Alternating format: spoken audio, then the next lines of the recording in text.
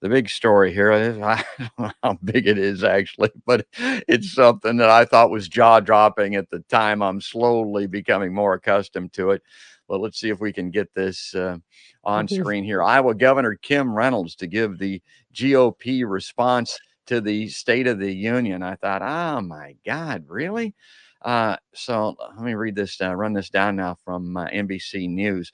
Iowa Governor Kim Reynolds will deliver the official Republican response to President Joe Biden's State of the Union address next week. Congressional GOP leaders announced Tuesday. Quote, she handled COVID by choosing freedom over lockdowns and personal responsibility over mandates, leading to real economic recovery from the pandemic. House Minority Leader Kevin McCarthy, a Republican from California, said in a statement she kept kids in school and critical race theory out. And oh my God.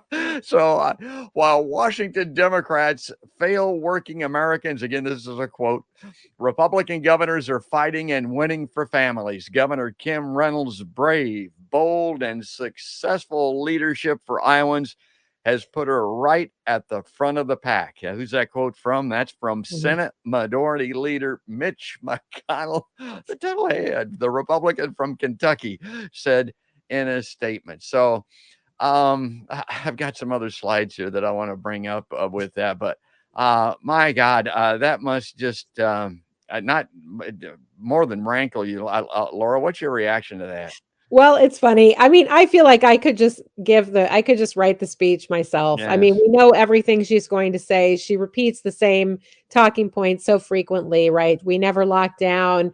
We had a balanced approach. We protected people's lives and livelihoods. We respected people's personal freedom. I mean, the reality is very different from the picture they paint. If you just compare Iowa to Minnesota, Minnesota had stronger pandemic restrictions. They've had a stronger recovery. They have better job growth. They also have a big budget surplus like we do, but they're not going to give away most of it with a huge tax cut to the wealthy. But if we just had the same per capita death rate from COVID as Minnesota does, we'd probably have about 3,000 more Iowans still living. We've lost more than 9,000 Iowans in this pandemic. So Kim Reynolds can talk about her wonderful balanced approach, but it's just not factual to say that Iowa did better than other states. We did. I mean, there are some states that did worse than Iowa, but we it's nothing to brag about whatsoever. Our per capita case rate and per capita death rate from COVID, nothing at all to brag about. And some of the worst hit counties are the rural, heavily Republican counties. Iowa as a whole has lost around 1 in 400 people to COVID, but some of those rural counties have lost more. It's more like 1 in 250 or more than 1 in 250 of the people who were alive in March of 2020 have died just of COVID. And that doesn't include all of the people who died of other conditions because hospitals were overcrowded and they weren't able to get treatment promptly for their heart attacks or strokes or infections or other things. I mean, we've seen occasional reports on that, but that's a very underreported angle of the pandemic. And as for the surplus, I know the governor is going to brag about the record surplus. Yes. Randy Bauer, who was the former budget director for Governor Tom Vilsack, wrote a piece for me a few months ago about this. Most states have record budget surpluses right now, and it's all for the same reason. The federal government Right. was shoveling massive amounts of money at the states during the pandemic, and rightly so. And I mean, it was the CARES Act, which we've talked a lot about, but there was so much else that people don't even know about. I mean, the federal government picked up like $690 million worth of Iowa's Medicaid costs that we didn't have to pay. The American Rescue Plan obviously is putting so much money into Iowa that the governor is trying to take credit for. And this money is not going to be around forever. So in a few years, that huge federal funding is going to dry up. And then we're going to be stuck holding the bag. I mean, Iowa's following the path of Louisiana and Kansas, states that passed enormous tax cuts and then a few years later found themselves unable to fund just basic services like keeping K through 12 schools open. So, I mean, the critical race theory thing makes me laugh because the bill Uh, that the governor signed last summer didn't even mention critical race theory. It mentioned certain specific defined concepts, mostly in the context of mandatory diversity training, mostly not dealing with school curriculum. In fact, there was a there's a bit of an exemption written into the law for school curriculum. So it doesn't actually say that you can't teach about systemic racism or whatever. But the governor, in signing the bill, said that, yeah, I've banned critical race theory.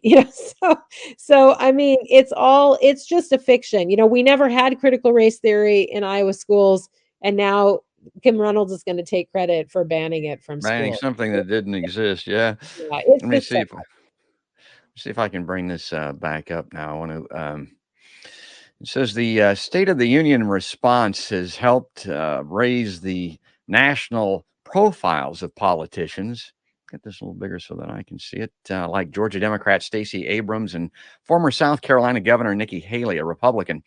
But the awkward format and high stakes of the gig have also earned it a reputation for embarrassing some politicians, often for superficial reasons. From Florida Republican Senator Marco Rubio's frequent water sipping to former Democratic Representative Joe Kennedy's shiny lips. I guess I wasn't even aware of that. And I wanted to ask Laura about this because Laura, there's plenty to criticize and analyze Kim Reynolds on when it comes to non-superficial reasons. And you do that on the regular. But I remember you saying once that she was very much in the background kind of with Branstad and didn't step out front very often. Now she's had to do that. She's going to be on stage here, around the nation, around the world. I mean, this is a big moment for her. Has her game, so to speak, improved enough that she'll handle this and come off all right? Or what do you think about it Oh, superficially? Oh yeah, I think so. One thing Kim Reynolds can do is read a prepared script and stay on message. She has really improved. I mean, I don't agree with what she says, but can she can recite prepared talking points. So she's not good at fielding unscripted questions. She gets thrown off her game, but she falls back on her practice talking points a lot, and that's why we hear her repeat lines like, "We got kids back in school and we did it safely and responsibly," even though she blocked almost every method that schools could have used to try to keep the virus from spreading.